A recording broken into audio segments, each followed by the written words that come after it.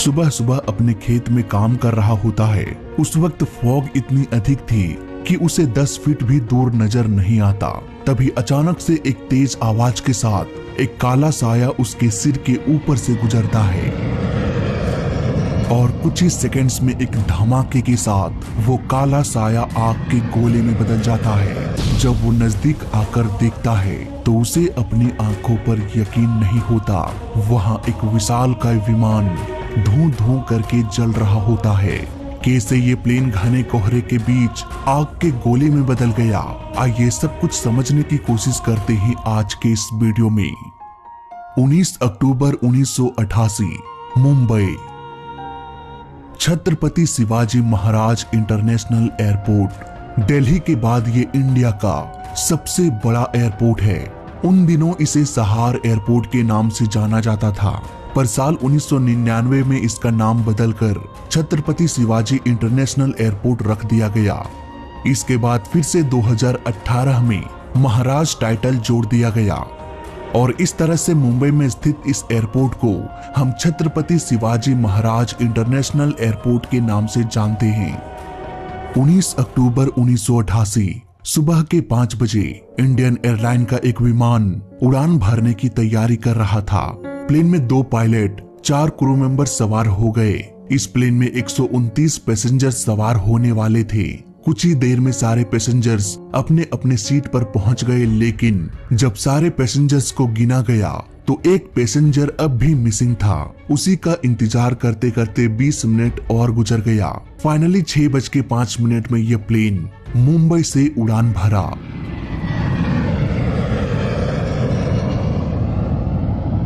इस प्लेन को सरदार वल्लभ भाई पटेल इंटरनेशनल एयरपोर्ट अहमदाबाद जाना था। सुबह की ताजी हवा और आकाश में हल्के हल्के बादलों के बीच इंडियन एयरलाइन फ्लाइट 113 मजे से उड़ता जा रहा था। उड़ान के करीब 20 मिनट बाद पायलट ने एटीसी से कांटेक्ट किया और कहा कि यहाँ पर तो मौसम बहुत अच्छा है, ये बताइए कि अहमदाबाद में मौसम कैसा है। एटीसी ने जवाब देते हुए कहा कि यहाँ पर विजिबिलिटी थोड़ी कम है, लेकिन आप आराम से लैंड कर सकते हैं। अब इंडियन एयरलाइन फ्लाइट 113 धीरे धीरे अपने डेस्टिनेशन की ओर निकल पड़ा। कुछ ही मिनटों में दोनों पायलट ने ये नोटिस करना शुरू कर दिया कि धीरे धीरे मौसम तो खराब होने लगी। ये सब कुछ देखते हुए पायलट ने एटीसी को फिर से कांटेक्ट किया और कहा कि अब एयरपोर्ट में मौसम कैसा है। एटीसी ने जवाब दिया कि फिलहाल विजिबिलिटी लगभग 6 किलोमीटर तक की है, यानी कि आप आराम से 6 किलोमीटर की दूरी तक देख सकते हैं। 6 किलोमीटर की विजिबिलिटी में प्लेन आराम से लैंड कर सकता है। इसलिए पायलट ने कहा कि ठीक है, हम धीरे धीरे रनवे की ओर आ रहे हैं। एटीसी ने इंस्ट्रक्शन दिया कि आप 15,000 फीट के एल्टीट्यूड पर पहुंचकर हमें इन्फॉर्म कीजिए। अब धीरे धीरे प्लेन नीचे आता गया। जैसे जैसे ये प्लेन नीचे आ रहा था, प्लेन के आसपास कोहरा भी बढ़ता जा रहा था। ये सब देखते हुए दोनों पायलट काफी घबरा गए। उन्होंने फिर से एटीसी से कांटेक्ट किया। अब यहाँ पर एटीसी ने कहा कि आप एक काम कीजिए, आप प्लेन को 1700 फीट के एल्टीट्यूड पर ले आइए और हमें इन्फॉर्म कीजिए। मे भी पायलट को लगा होगा कि विजिबिलिटी यहाँ पर कम है, इसलिए हमें आगे कुछ दिखाई नहीं दे रहा हो सकता है इसके नीचे विजिबिलिटी अच्छी हो। तभी तो एटीसी कह रहा है कि विजिबिलिटी 6 किलोमीटर तक की है। इसी उम्मीद से वो नीचे आते गए, पर 6 किलोमीटर की विजिबिलिटी तो दूर की बात है, उन्हें 2 किलोमीटर भी ठीक से दिखाई नहीं दे रहा था। फिर भी फ्लाइट 113 नीचे आता गया। दोस्तों, पुअर विजिबिलिटी में जब आगे कुछ भी दिखाई ना दे रहा हो, तब पायलट्स के द्वारा ये जान पाना बेहद कठिन हो जाता है कि प्लेन अभी कहां पर है। इसलिए एयरपोर्ट के पास VOR एंटीना लगा होता है, जिसे हम VHF ओमनी डायरेक्शनल रेंज कहते हैं। VHF मतलब वेरी हाई फ्रीक्वेंसी। ये करता क्या है कि शॉर्ट रेंज में 2 रेडियो सिग्नल भेजता है। जब कोई प्लेन इस VOR एंटीना के आसपास जाता है तो प्लेन में लगा VOR रिसीवर इस रेडियो सिग्नल को रिसीव कर लेता है। अब यहाँ पर दूसरे सिग्नल का काम दरअसल ये है कि वो सिग्नल हमेशा नॉर्थ की ओर होता है, यानी कि वो मैग्नेटिक नॉर्थ को दर्शाता है। ऐसा इसलिए किया जाता है ताकि नॉर्थ से कंपेयर किया जा सके कि प्लेन का लोकेशन नॉर्थ से कितने डिग्री पर है।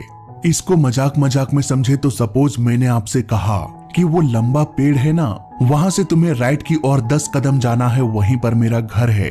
इतना बताने के बाद आपको आराम से मेरा घर का लोकेशन पता चल जाएगा। लेकिन मान लो अगर मैं सिर्फ ये कहता हूँ कि राइट में मुड़कर 10 कदम आगे जाना मेरा घर मिल जाएगा, ऐसे में माथा पटक पटक कर दीवार टूट जाएगा, लेकिन आपको मेरा घर नहीं मिलेगा। क्योंकि राइट की ओर मुड़ना है ये तो पता है, लेकिन कहाँ से मुड़ना है ये आपको नहीं पता। VOR एंटीना का मैग्नेटिक नॉर्थ दरअसल वो पेड़ का काम करता है जिसे हम एक रेफरेंस लाइन मानकर लेफ्ट राइट मुड़ सकते हैं।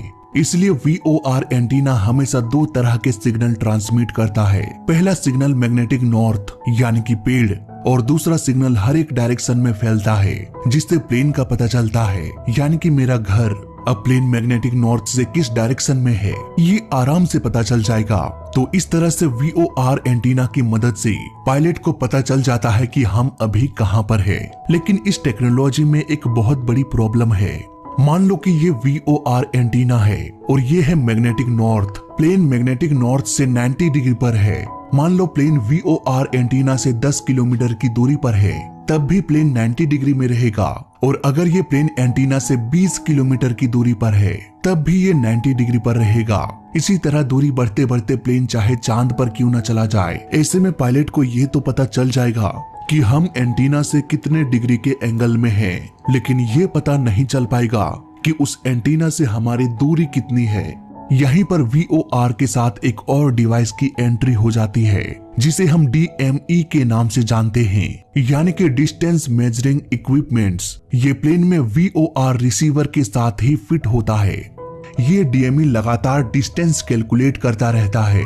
अगर ये डिस्टेंस लगातार कम होता है, it means plane VOR antenna के पास जा रहा है। अगर DME पाता है कि डिस्टेंस लगातार बढ़ रहा है, it means plane VOR antenna से दूर जा रहा है।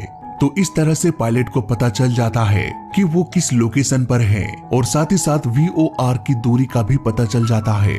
इसलिए आजकल के लेटेस्ट प्लेन में जब भी VOR रिसीवर लगाया जाता है तो उसी के साथ साथ DME को भी फिट कर दिया जाता है। तो अब इस पूरे कॉन्सेप्ट को समझने के बाद वापस से आते हैं अपनी कहानी पर। इंडियन एयरलाइन फ्लाइट 113 के पायलट को जब आगे कुछ भी दिखाई नहीं देने लगा, तब उन्होंने VOR की मदद से ये पता लगा लिया कि इस वक्त हम कहां पर उड़ रहे हैं। ATC के आदेश के अनुसार प्लेन 1700 फीट के एल्टीट्यूड पर ठीक VOR एंटीना के ऊपर से उड़ान भर रहा था। वो उम्मीद कर रहे थे कि नीचे जाने के बाद विजिबिलिटी लगभग 6 किलोमीटर तक बढ़ जाएगी, लेकिन दोनों पायलट सिर्फ 2 किलोमीटर के दायरे में ही देख पा रहे थे। फ्लाइट प्लान के अनुसार इंडियन एयरलाइन फ्लाइट 113 को रनवे नंबर 23 पर लैंड करना था। यहाँ पर रनवे के नंबर में यानी कि 23 में एक 0 छुपा होता है। ये 23 दरअसल 230 डिग्री को इंडिकेट करता है। इसलिए पायलट ने VOR की मदद से प्लेन को 230 डिग्री की ओर मोड़ दिया ताकि प्लेन रनवे 23 की ओर चला जाए। मे भी उन्हें यहाँ पर ऐसा लगा होगा कि चलो कोई बात नहीं, अगर हमें ज्यादा दूर तक दिखाई नहीं दे रहा है, हो सकता है अगर हम रनवे के पास जाएं तो रनवे में जलता हुआ तेज लाइट हमें दिख जाएगा और हम वहां पर लैंड कर सकते हैं। फ्लाइट 113 ILS पर लैंडिंग करने वाले थे। ILS यानी कि इंस्ट्रूमेंट लैंडिंग सिस्टम, यानी कि दोनों को पता था कि VOR एंटीना की मदद से हम रनवे के आसपास पहुंच जाएंगे और रनवे के आसपास पहुंचने के बाद ILS सिस्टम प्लेन को डिटेक्ट कर लेगा। इसके बाद प्लेन इस ILS की मदद से आराम से इस घने कोहरे में भी लैंड कर सकता है, चाहे आगे कुछ भी दिखाई ना दे रहा हो। लेकिन ऐसा हुआ नहीं। फ्लाइट 113 के दोनों पायलट रनवे 23 की ओर बढ़ रहे थे, पर ना तो रनवे मिला और ना ही किसी ILS सिस्टम ने प्लेन को डिटेक्ट कर पाया। घने कोहरे में उन्हें ये भी दिखाई नहीं दिया कि वो मौत की ओर बढ़ रहे हैं। यहीं पर वो किसान अपने खेत में काम कर रहा था और अचानक से उसके ऊपर से बेहद कम ऊंचाई से एयर इंडिया का ये विमान गुजरा और आगे जाकर क्रैश हो गया। वो तुरंत ही गांव वालों के साथ क्रैश लोकेशन पर पहुंचा। उन्होंने 5 लोगों को जलते हुए विमान से बाहर निकाला। इन 5 लोगों का नाम कुछ इस प्रकार से है। इन किसानों ने 5 को जिंदा तो बाहर निकाल लिया, लेकिन इनकी जान बचाने की कोशिश नहीं किया, क्योंकि उन किसानों को डर था कि अगर हम इन्हें टच करेंगे तो पुलिस हमें भी इन लफड़ों में इन्वॉल्व कर लेगी, इसलिए उन्होंने किसी को छुआ नहीं, लेकिन उन्होंने नरोरा पुलिस स्टेशन कॉल किया और फायर फाइटर्स को भी कॉल किया। इन सबको पहुंचने में लगभग 1 घंटे का समय गुजर गया। हालांकि ये प्लेन एयरपोर्ट से अधिक दूरी पर क्रैश नहीं हुआ था। मुश्किल से ये प्लेन एयरपोर्ट से 5 किलोमीटर के दायरे में क्रैश हुआ होगा, फिर भी इतना समय लग गया। प्लेन में मौजूद 135 लोगों में से 130 लोग दम तोड़ चुके थे। वहीं 5 लोग जिन्हें आग से बाहर निकाला गया, उनकी सांसें अभी भी चल रही थी। 5 को हॉस्पिटल ले जाया गया, लेकिन इसमें भी 3 लोगों की जान चली गई। हादसे में सिर्फ 2 लोग ही बच पाए। इस घटना ने बहुत सारे सवाल खड़े कर दिए। अगर विजिबिलिटी 6 किलोमीटर की थी तो पायलट को आगे कुछ भी दिखाई क्यों नहीं दे रहा था? कैसे एडवांस आईएलएस सिस्टम, जो आंखें बंद करके भी प्लेन को लैंड करा सकता है, वो भी इस प्लेन को बचाने में असफल हो गया? कैसे दोनों पायलट को एयरपोर्ट का रनवे ही दिखाई नहीं दिया? आइए सब कुछ समझते हैं विस्तार से आज के इस इन्वेस्टिगेशन वीडियो में। घटना के अगले दिन से ही इन्वेस्टिगेशन की टीम अपने काम में लग गए। इस इन्वेस्टिगेशन की सबसे अच्छी बात ये थी कि एक चीज पहले से ही क्लियर हो चुका था कि यहाँ पर जो कुछ भी हुआ वो लो विजिबिलिटी के कारण हुआ। मे बी उन्हें कोहरे में ठीक से दिखाई ना दे रहा हो, लेकिन ये तथ्य भी झूठा दिखाई देने लगा, क्योंकि जब इन्वेस्टिगेशन की टीम ने रनवे और क्रैश लोकेशन को कंपेयर किया तो उन्होंने पाया कि प्लेन तो रनवे से एकदम अलाइन था। मान लेते हैं कि पायलट को कुछ भी दिखाई नहीं दे रहा था, फिर भी वो रनवे से कैसे अलाइन हो गया? यहाँ पर एक बात तो साफ हो गई कि प्लेन ठीक रनवे के सीध में आ चुका था, लेकिन वो रनवे से आगे निकल गए। अब एटीसी और पायलट की रिकॉर्डिंग सुना गया। इस रिकॉर्डिंग में साफ साफ सुना जा सकता है कि दोनों पायलट बहुत ही टेंशन में थे कोहरे को लेकर, क्योंकि उन्हें उतनी विजिबिलिटी नहीं मिल रही थी जितना कि एटीसी के द्वारा दावा किया गया था। जैसा कि एटीसी ने कहा था कि विजिबिलिटी 6 किलोमीटर है, पर पायलट्स को उतने दूर तक दिखाई नहीं दे रहा था। अब यहाँ पर उस दिन उस समय का वेदर रिपोर्ट निकाला गया। इस वेदर रिपोर्ट ने एक और चौंका देने वाला खुलासा किया।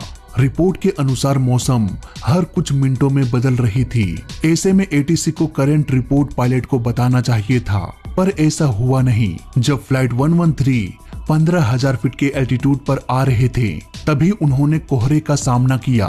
एटीसी से पूछने के बाद ये पता चला कि विजिबिलिटी 6 किलोमीटर तक है, लेकिन ये रिपोर्ट गलत थी। दरअसल एटीसी ने 15 मिनट पहले का रिपोर्ट बता दिया।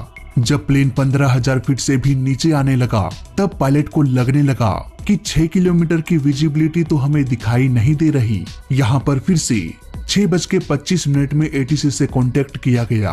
अब एटीसी ने 6:10 का पुराना रिपोर्ट बता दिया। 6:10 में 5-6 किलोमीटर तक आराम से देखा जा सकता था, लेकिन 6:25 में विजिबिलिटी 6 किलोमीटर से घटकर 3 किलोमीटर हो गई। इस तरह से परेशान पायलट और भी परेशान होते गए। अब जैसे जैसे प्लेन नीचे आता गया, पायलट ये उम्मीद कर रहे थे कि विजिबिलिटी बढ़ेगी, पर बढ़ने के बजाय और भी कम होने लगी। 3 किलोमीटर से गिरकर 2 किलोमीटर से भी कम हो गई।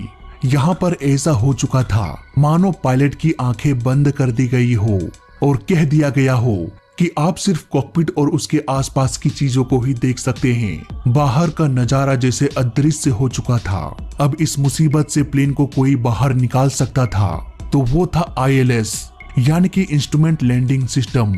ये बेसिकली जीरो विजिबिलिटी में भी प्लेन को सही सलामत लैंड करा सकता है। हालांकि जीरो विजिबिलिटी कभी होती नहीं। खैर, आगे की कहानी समझने के लिए हमें थोड़ी बहुत आईएलएस की जानकारी होनी चाहिए। तो आईएलएस को आसान भाषा में समझें तो इसके 2 मेन कंपोनेंट्स होते हैं, लोकलाइजर और ग्लाइड स्लोप। देखा जाए तो इन्हीं 2 सिस्टम की जरूरत पड़ती है प्लेन को लैंड कराने के लिए। दरअसल होता यूं है कि जैसे ही प्लेन एयरपोर्ट के नजदीक आता है, एयरपोर्ट में मौजूद आईएलएस सिस्टम प्लेन को डिटेक्ट कर लेता है। इसके बाद आईएलएस का जो लोकलाइजर होता है वो प्लेन को हॉरिजॉन्टल गाइडेंस प्रोवाइड करने लगता है। मतलब कि अगर प्लेन रनवे से थोड़ा बाएं या दाएं जा रहा है तो ये लोकलाइजर पायलट को ये बता देगा कि आप रनवे के सीध में नहीं हैं। अगर यहाँ पर ऑटो पायलट को ऑन कर दिया जाए तो प्लेन ऑटोमेटिकली रनवे के सीध में आ जाएगा और इस तरह से प्लेन रनवे से अलाइन हो जाएगा। चाहे पायलट को आगे कुछ दिखाई दे रहा हो या नहीं। लेकिन सिर्फ रनवे के सीध में आ जाने से प्लेन सुरक्षित लैंड नहीं कर सकता। इसके लिए ग्लाइड स्लोप की भी मदद लेनी पड़ती है। लोकलाइजर की मदद से प्लेन रनवे के सीध में तो आ जाएगा, पर प्लेन को लैंड कराने के लिए ऊंचाई को भी मैनेज करना पड़ेगा। नहीं तो ये प्लेन रनवे के आगे जाकर लैंड कर सकता है या फिर रनवे पर पहुंचने से पहले ही ये टच डाउन कर सकता है। दोनों ही केस में प्लेन क्रैश हो सकता है। इसलिए प्लेन को एक सुरक्षित ऊंचाई से लैंड कराया जाता है। इसे हम ग्लाइड स्लोप के नाम से जानते हैं। अगर प्लेन ग्लाइड स्लोप से ऊपर चला जाता है तो आईएलएस का ये ग्लाइड स्लोप पायलट को बता देगा कि प्लेन की ऊंचाई अधिक है, थोड़ा कम करो। अगर ग्लाइड स्लोप से नीचे जाता है तब भी ये बता देगा कि प्लेन बहुत नीचे है, थोड़ा ऊपर कर लो। और इस तरह से प्लेन ग्लाइड स्लोप की मदद से आराम से रनवे पर लैंड कर सकता है, चाहे पायलट को कुछ दिखाई दे रहा हो या नहीं। तो इस तरह से आईएलएस का लोकलाइजर और ग्लाइड स्लोप दोनों मिलकर प्लेन को सुरक्षित लैंड करा सकता है। आईएलएस के बारे में और भी डिटेल जानकारी के लिए मेरा ये वीडियो देख सकते हैं। अब वापस आते हैं इंडियन एयरलाइन फ्लाइट 113 के पास। एटीसी के द्वारा दी गई गलत मौसम की जानकारी की वजह से प्लेन धीरे धीरे 2000 फीट की एल्टीट्यूड पर आ गया, पर दोनों पायलट को कहीं भी रनवे दिखाई नहीं दिया। अब रनवे ना दिखाई देने के बाद भी पायलट VOR एंटीना की मदद से रनवे की ओर चले गए। उन्हें पता था कि आईएलएस सिस्टम हमारे प्लेन को डिटेक्ट कर लेगा। इसके बाद हम ऑटो पायलट की मदद से रनवे पर अलाइन होकर आराम से लैंड कर सकते हैं। उनका ये सोचना बिल्कुल सही साबित हुआ, लेकिन आधी जैसे ही प्लेन रनवे के पास पहुंचा, आईएलएस के लोकलाइजर ने प्लेन को डिटेक्ट कर लिया। अब ये लोकलाइजर प्लेन को रनवे के सीध में ले आया। अब बारी थी प्लेन को उसी सीध में नीचे आने की, और ये काम करने वाला था आईएलएस का दूसरा मुख्य कंपोनेंट, ग्लाइड स्लोप। लेकिन उस दिन एयरपोर्ट में ग्लाइड स्लोप काम नहीं कर रहा था। यानी कि प्लेन रनवे के सीध में तो अलाइन हो सकता था, लेकिन वो नीचे आकर रनवे पर सही लोकेशन पर लैंड नहीं कर सकते थे बिना ग्लाइड स्लोप के। उनके पास प्लेन को लैंड कराने का बस एक ही रास्ता था। वो रास्ता ये था कि पायलट को खुद से मैन्युअली ही प्लेन को नीचे लाना पड़ेगा। लेकिन ये काम तभी किया जा सकता है जब रनवे दिखाई दे। लेकिन अब तक दोनों पायलट्स में से किसी को भी रनवे दिखाई नहीं दिया। प्लेन धीरे धीरे नीचे आने लगा और दोनों पायलट का पूरा ध्यान विंड स्क्रीन की ओर था। वो ये देखने में व्यस्त थे कि रनवे आखिर कहां पर है। धीरे धीरे प्लेन की ऊंचाई कम होती गई। प्लेन रनवे के पास भी पहुंच गया। फिर भी कोहरा इतना घना था कि पायलट रनवे को देख नहीं पाए। अब प्लेन रनवे के ऊपर से होते हुए आगे की ओर बढ़ने लगा। फिर भी दोनों पायलट को ये एहसास भी नहीं हुआ कि हम रनवे को भी पार कर रहे हैं। वो रनवे को देखने में इतने मग्न हो चुके थे कि उन्होंने एल्टीमीटर को भी इग्नोर कर दिया, जो ये बता रहा था कि प्लेन लगातार नीचे जा रहा है।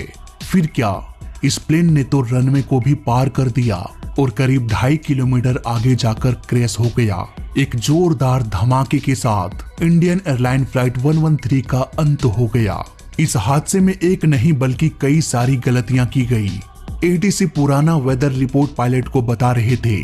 एटीसी ने कभी भी प्लेन को रोकने की कोशिश नहीं किया कि विजिबिलिटी कम है तो यहाँ पर लैंड मत करो। एयरपोर्ट में ग्लाइड स्लोप का ना होना ये भी प्लेन क्रैश का एक बहुत बड़ा कारण है। पायलट की गलतियों की बात करें तो उन्हें शुरू से ही ये अंदाजा था कि मौसम खराब है। यहाँ पर उन्होंने एटीसी से पूछा, चलो अच्छी बात है, लेकिन उन्हें एटीसी के डायरेक्शन के अलावा अपनी आंखों पर भी भरोसा करना चाहिए था। अगर वो देख रहे थे कि हमें दूर तक दिखाई नहीं दे रहा तो वो प्लेन के लैंडिंग को रोक सकते थे। एक पायलट अपनी मर्जी से प्लेन को लैंड करा सकता है। अगर उसे लगता है कि हम प्लेन को उतार सकते हैं तो वो उतार लेगा। एटीसी बस उसकी मदद कर सकता है, उसे ऑर्डर नहीं दे सकता। कुल मिलाकर कहें तो पायलट ने भी अपने इन्वायरमेंट को देखते हुए सही डिसीजन नहीं लिया। आखिरी वक्त में भी जब प्लेन रनवे से अलाइन हुआ तब भी वो वापस प्लेन के पावर को बढ़ाकर वापस से टेक ऑफ कर सकते थे, लेकिन रनवे ना दिखने के बावजूद भी उन्होंने लैंडिंग को कंटिन्यू रखा। रूल के अनुसार लैंडिंग के दौरान प्लेन अगर 500 फीट के एल्टीट्यूड के आसपास पहुंच जाता है फिर भी उसे रनवे दिखाई नहीं देता तो किसी भी कीमत पर पायलट प्लेन को 500 फीट से नीचे नहीं ला सकता। उसे वहीं पर लैंडिंग को रोक के इंजन के पावर को बढ़ाकर वापस से टेक ऑफ कर जाना चाहिए। लेकिन यहाँ पर इस रूल को भी तोड़ा गया। पायलट ने कभी भी एटीसी से परमिशन नहीं लिया कि हम रनवे 23 पर लैंड करने जा रहे हैं। इवन 1000 फीट पर आने के बाद भी उन्होंने एटीसी को नहीं बताया। कुल मिलाकर कहा जाए तो इस हादसे में भी बहुत सारी गलतियां हुई। नतीजा 135 लोगों की मौत। फिलहाल इस वीडियो में अभी तक के लिए बस इतना ही।